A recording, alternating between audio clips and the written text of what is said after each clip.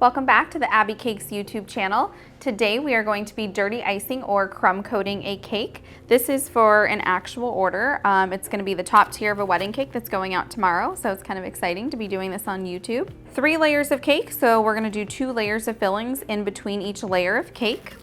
I have a scraper. This is really just like the most basic bench scraper that you can get for cake decorating. It's probably around $2. Super easy to find.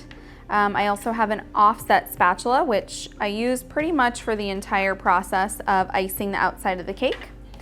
I've got a knife for trimming the cake.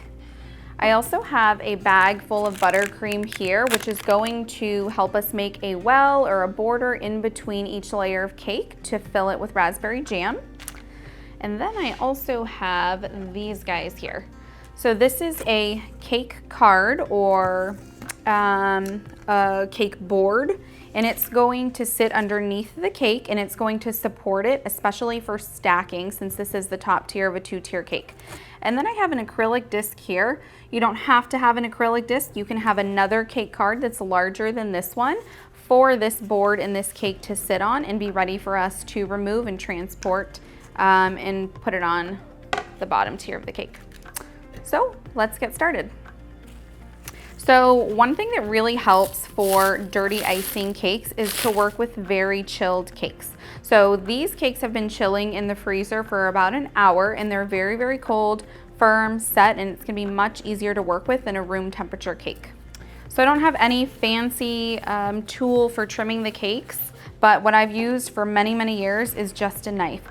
And I'm just going around here very gently. Have to be careful because if the cake is too cold or too frozen, you could definitely cut your hand when you're slicing through. So just very gentle, really keeping my knife at the same level the whole time and just turning the cake. And there we have it, that layer is off. So we're gonna put this one to the side while we get the other 2 ready. Be patient and go slow with the knife and it'll work just fine. Okay, so because this is going to be the top tier of a cake, it absolutely has to sit on its own board. So I am going to take a piece of tape or a sticker, fold it up onto my acrylic disc, or you could just use a larger size one of these, place it in the center, stick it on, and then we'll get our first layer of cake ready. So now I've got this bag of buttercream here. I'm just gonna cut off a little bit.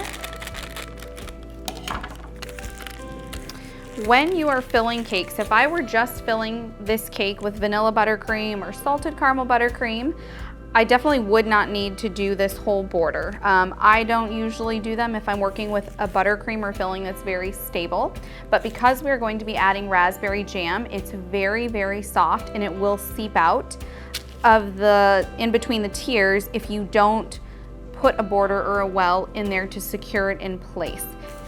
So there's no perfect way to do this except for literally just piping a border on. I will say, if you were going to be having maybe like 5 layers of cake on here and 4 layers of filling, definitely I would have started in a little bit more. That way, each layer of cake that I added, as it starts pushing down, this wouldn't completely fall to the sides. So now I'm gonna put a little scoop of buttercream in the middle, spread it on.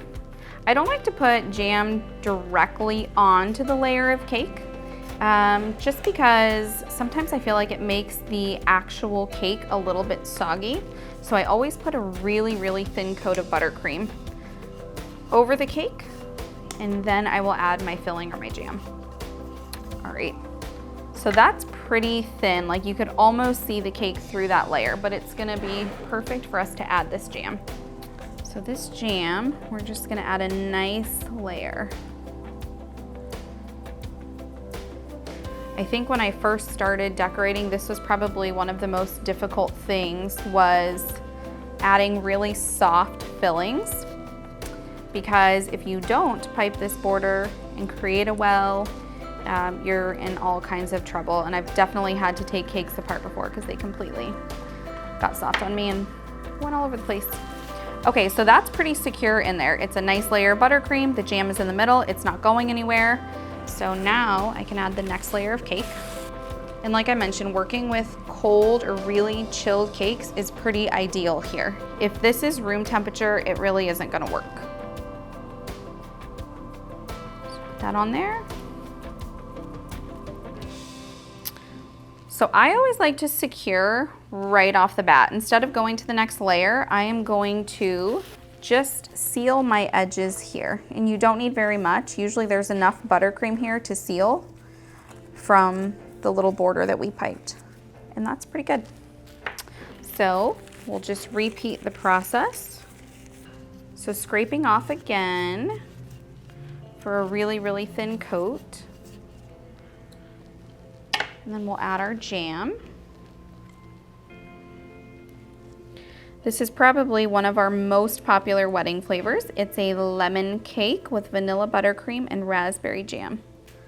Especially right now, it's so hot outside. This flavor is just very refreshing.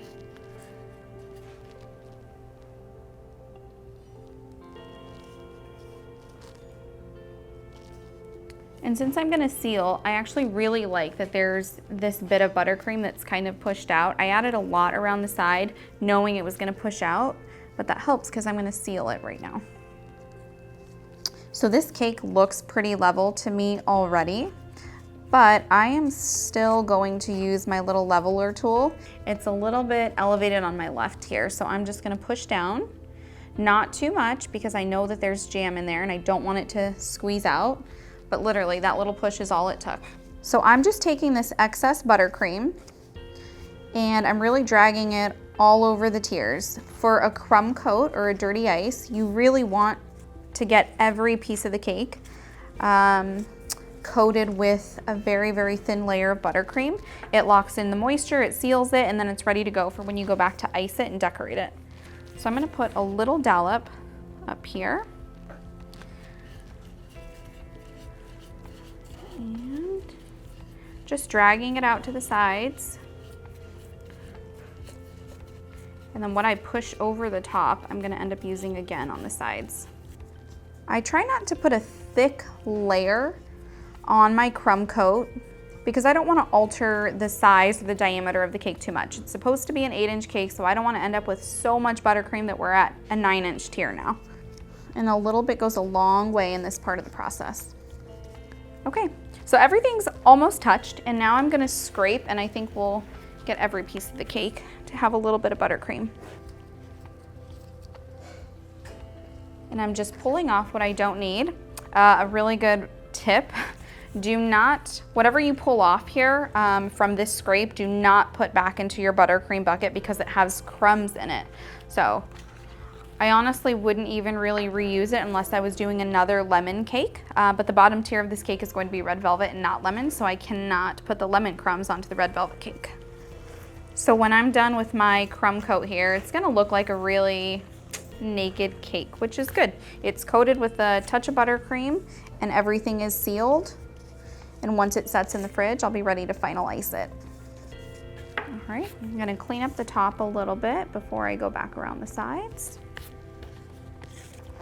I use a different scraper when I'm final icing, but this is the only scraper that I use when I'm dirty icing or crumb coating a cake. It just cleans up so nicely. All right, and this is ready to go in the fridge and chill. Probably only needs about 45 minutes before everything is set. Because I have a jam in here, I'm gonna be extra cautious. I don't wanna pull it out too soon, start working with it, and then things start seeping out. So definitely need to chill about 45 minutes, and then we can move on to final icing.